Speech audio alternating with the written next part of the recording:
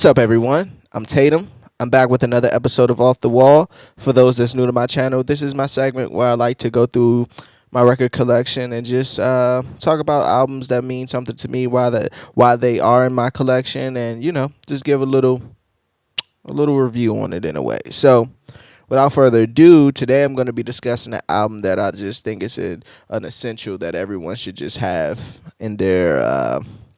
And if they do have a music collection, this album has to be in there somewhere. I don't care what you prefer. This album just has to be in there. So, and that's a very bold statement. So today I'm going to be discussing Nirvana's Nevermind. All right. Just look at the cover. The cover alone is monumental. It's probably the most standout cover, one of the most standout covers in history of music, period. Second album from Nirvana, fucking groundbreaking album for punk rock, grunge rock, whatever you want to call it. This album is just special, and I was cleaning my house on Saturday, and I put it on the record player. I sound old saying that, but I put it on the record player, and I don't listen to this album as often as I should. That's I know it, but I just don't listen to it as often as I do. Like, it's not a every day or every week, every month kind of listen. It's like, let me listen to Nevermind. And I was taken back. I was like, oh shit, I forgot how many great records were on here. Like, I have to do it off the wall in this album. I forgot how many great freaking records are on this actual album. So I'm gonna put this down, and we're gonna talk about it. Okay. The album dropped in 1991. That seems so freaking long ago. It dropped in 1991. It went on to sell more, like over 16 million records. I'm not even sure if that's worldwide or just in the United States, but a feat in itself as an artist. So it's great that they did that, especially with like a groundbreaking album that wasn't the norm at the time, and it garnished all this commercial success. And along with that commercial success, a lot of unfortunate things, with that success, which, I won't get into much on this review. The classic cover, it was recorded in Van Nuys, which is just right in my backyard, right outside my window. So I thought that was a cool Easter egg. According to Kurt, from my research, he said the album was influenced by the Pixies, REM, the Smithereens, and the Melvins, with fashion chord, old-fashioned sequences and power chords combining with those heavy big pop hooks. And I thought when I read that, I was like, oh yeah, I can see that. Like, it sounds like it sounds like they found the perfect marriage of just like hardcore grunge rock, and a reason I think this album is so great and remembered as it is like they found that hard rock grunge sound, but mixed it perfectly with these great hooks and just great song melodies, and it was able to cross over the way it did because it's one of a kind. You got to think 1991. I'm assuming like this kind of sound in music was just not in, and especially in mainstream. But it's something in there that's very mainstream about it, that just like when something is great, it's great, and when it connects, and it's out of here forever after that point. And then you get the duplicates, and then you get all the Nirvana family tree bands and things of that nature. But what's so cool about it is that this album wasn't expected to be that successful. And then it went on. I read it was selling like 300,000 copies a week. And that's just insane. The first song, it Smelled Like Teen Spirit. And you have to be living under a rock if you don't know what It Smells Like Teen Spirit is. I think that's one of the greatest songs in history of popular music recording. I know that's a very outlandish statement to say, but I think it is. I think no matter where you are, Smell Like Teen Spirit is just great. And then it's kind of like Kurt Cobain was so like anti-industry, like it's funny because, the goal was to make these pop records, these rock records with this pop influence, but and still not wanting to garnish the attention it kind of brings to that, something like that. So, even the hook is like, here we are now, entertain us. I feel stupid and contagious. Here we are now, entertain us. And it's like contradictory. Not contradictory, but it kind of is in this case because like you want to make these big records and you are making these big records, and then you know same song is probably the biggest record. You like I feel stupid and contagious. Here we are now. Entertainers like we're puppets in the whole scheme of things. But like I read, he said the Pixies was a big inspiration for this record. It was trying to write the ultimate pop song. It's basically trying to rip off the Pixies, and that's what you kind of get from it. Is one of the last tracks recorded for the album. That's always how it goes. Like the big single is always like the last close to last song that they record. Any artist before the album turn is always like, oh yeah, I just had to get that one. Like it's always that magic. In Bloom, which is another great fucking record. Like I'll get into it, but the first couple records on here is the greatest hits. You know what I mean? So, In Bloom, like they said, I think it was an autobiography or something like that, or Nirvana biography, and it was something in there saying like the brilliance of the irony of the whole record, and that the tune is catchy and a million people, you know, can actually sing along to it, but the irony of the record is what they're saying in the record.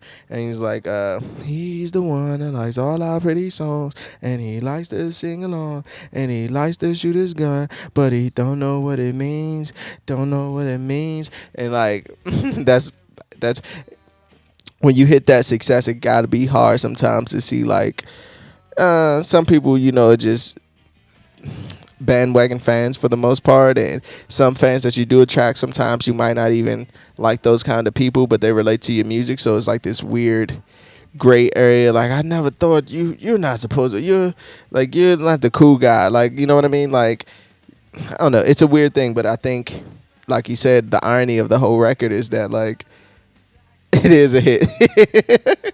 Everybody knows this song and everybody sings that record, even if they don't know what it means. Come As You Are, that guitar on the thing that they accomplished with a 3-man band is just insane to me. Even though I know they probably brought people in along the lines, but they were just so in a zone. Like those first 3 records, in Smells Like Teen Spirit, In Bloom, Come As You Are, just pivotal Nirvana records, you know what I mean? And they strike a chord in any Nirvana fan, you know what I mean? Or any just fan of music, period. Like, again, with the contradictory, Kurt Cobain says about the song, the line on the song is rarely contradictory. One after another, it's kind of rebuttal to each line. It's kind of confusing, I guess. It's just about people and what they're expected to act like. And, you know, I've read something about, you know, because if you listen to this album, some of the lyrics are hard to decipher. And I don't think it was liner lyrics, but some of the songs are hard to decipher. And I could just imagine, I wasn't booming in the streets at that time, but I'm pretty assuming that it could have, like, everybody's making up their own conclusion and theories of what songs mean and things of that nature. So that had to be cool. I love when art is art and it gets this arty response, and this person's concluding was about, you got a different opinion on what it's about. We both might be wrong, but at least we're taking the time to dissect the music and try to understand it. And something I think that just lacks today in music. I don't know if that's the artist's fault or the listener's fault. And that song was, he said he was hesitant about the song because it was too similar to a Killing Joke song, 80s, which I was supposed to go back and listen to it, but anybody knows about that, just drop the link down there. I'll go check it out, just as a reminder. We go When to Breed. And that song was really named after like diarrhea medicine. I forgot the name of it. If you know the name, let me know in the comments. But I thought that was a funny Easter egg when I did more research on it. And it's inspired by Kurt Cobain's breakup. Personally described as getting to a middle America, marrying at 18, getting pregnant and stuck with a baby and not wanting that. And you know, you have the lines, even if you have, even if you need, I don't mean to stare, we don't have to breathe, we can plant a house, we could build a tree, I don't even care. We could have all 3, and she said, da-dun, and she said, da-dun, and she said, da-dun. That shit is just like, like it's just so hardcore and like so. It's that perfect balance, man. It's the perfect balance of, I'll say again, of just the hard rock and just perfect melodies and perfect words and perfect, like, everything.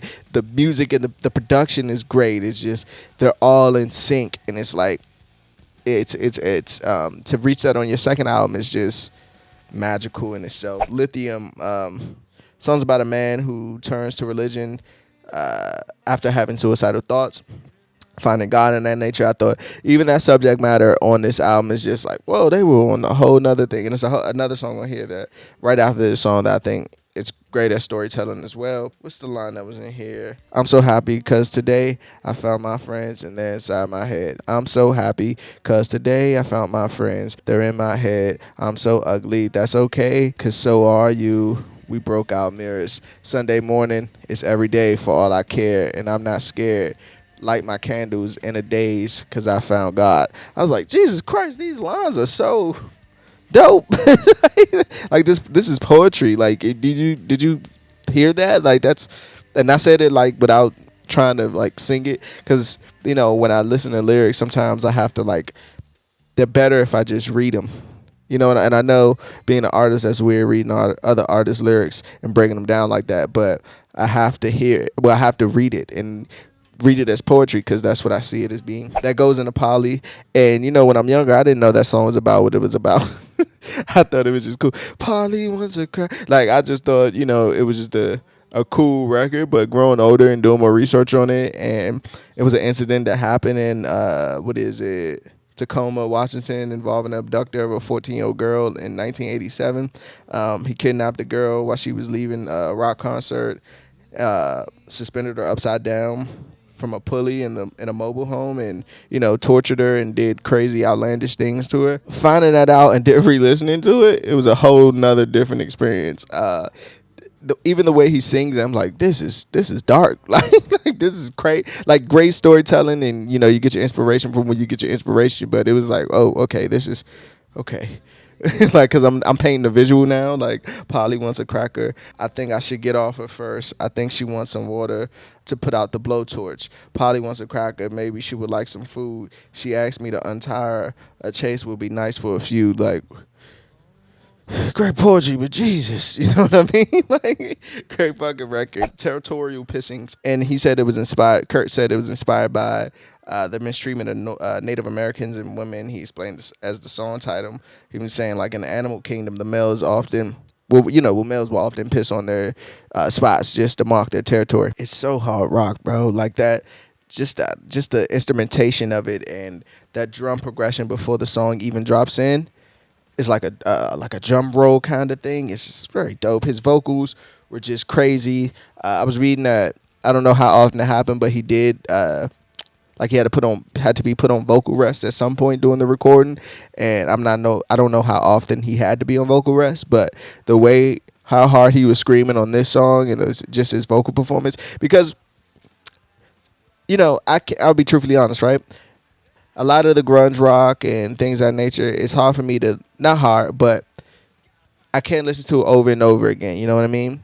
That's just my personal thing. But the thing that I do love from an artist standpoint about the grunge vocal ability and things of that nature is that that's a skill.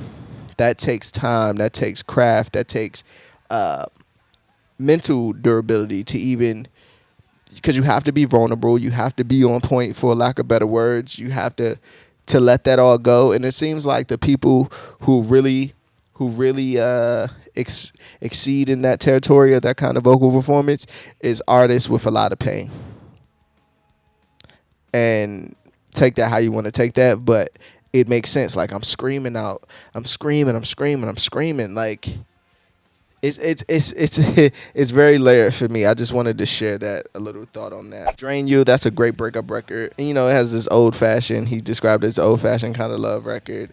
That breakdown in there is ridiculous. That melody on there is crazy. When he says, like, one baby to another says, I'm lucky to have met you. I just love that part. Lounge Act, so inspired by Kurt's girlfriend. That bass solo that comes in there first, I guess it reminded them of lounge music, and that's why the title's there. Stay Away, great jam record. Monkey See, Monkey Do, I love that part. On the Plane, my favorite line on there, he said, the finest day I ever had was when I learned the Crown Command. And I was listening, I was like, whoa, shit, that's a dope That's dope. That's just cool. I don't know. That's just me being a music freak. I think that's one of the most not uplifting, but finding self worth kind of records. If there is one on the record, I think On a Plane is one of those. Something in the way. Kurt mentioned the concept was like if he was living under the bridge and was dying of AIDS, and if he was sick and he couldn't move, and was a total street person, with kind of creating a fantasy of that kind of depiction. And he says like it's okay to eat the fish because they don't have any feelings. And some of the subject matter here is just so great that they were touching on these things in the early '90s, and it's some of the subject matter. Well, all the subject matter is just great. like I can't find a flaw in any of the subject matter. Endless, Nameless. Wait, and Say Something's in the Way was the last record officially, and then I would assume you could let me know in the comments, but I guess it went silent for a few, and then the bonus track Endless, Nameless came on. I heard a couple copies in the beginning didn't have it, and they had to tell the label put that back on there, blah blah blah, do it this way, stupid stuff like that. But it's great because something in the way is it ends on a kind of like a depressing note, and at least Nameless is, I don't know, it's kind of a jam in a way, for me at least. Like it kind of brings it back up a bit for me. Best songs: Smells Like Teen Spirit, I Like Polly, and Bloom. Worst song, I'm gonna go with Lounge Act. Let's go with Lounge Act. Best line: and I've got this friend, you see who makes me feel I wanted more than I could steal. I'll rest myself, I'll wear a shield. I'll go out my way to prove I still smell her on you. And don't ask me why that's my best line. It's just one of the ones that stood out to me while I was listening. Again, it's just that poetry feel of it. And yeah, I don't have to explain myself. This is my favorite line. Let's wrap this up though. Nirvana's Nevermind is one of those. It comes along once in a lifetime kind of records. It only comes every 10 years or every 50 years. And again, it's crazy that rock like this doesn't even exist anymore on a mainstream level. One, two, the subject matter and everything on this album is just ridiculous, from depression to breakups to uplifting to sorrow to facing the pain, understanding the pain. And this album helps so many people with their pain and getting through. I can only imagine, like, only records that sell that huge is something that's very like, it has to hit you, and it has to hit the public in some type. It has to hit them in the heart. So the cover is fucking classic. Again, I wanted to do this because obviously I'm not the fucking only person who has Nevermind on vinyl, but I do feel like it's one of those essential albums that everyone should have in their collection. Just, it needs to be there. Like, it's that good. I don't care what you listen to. I'll restate again. I don't care what you listen to. Don't care what you're into. This album needs to be in your collection because it's just classic, man. Like, for lack of better words, it's just classic. And, I'm happy to have it in my collection. I'm happy I could do this episode as well. And it's time to put this record back on my wall. As always, though, I'm Tatum. Peace.